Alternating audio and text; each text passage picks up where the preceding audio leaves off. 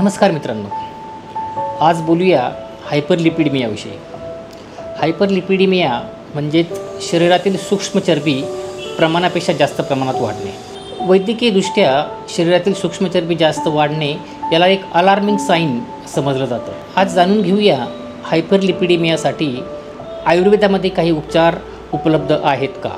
आयुर्वेदीय उपचार पद्धतीनुसार आपण शरीरातले लिपिड कोणत्याही साईड इफेक्टशिवाय कमी करू शकतो। तर चला जाणून घेऊया आयुर्वेदामध्ये हायपरलिपिडेमियासाठी कोणते उपचार उपलब्ध आहेत। सर्वात पहिला आणि महत्त्वाचा उपचार म्हणजे शरीर शुद्धी, ज्याला आपण बॉडी डिटॉक्स म्हणतो।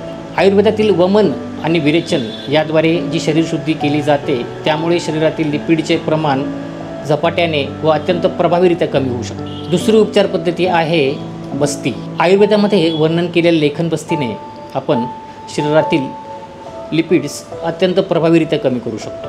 तसेच आयुर्वेदामध्ये वर्णन केलेला उद्वर्तन हा उपचारही अत्यंत प्रभावीपणे आपण लिपिड कंट्रोलसाठी वापरू शकतो। धन्यवाद।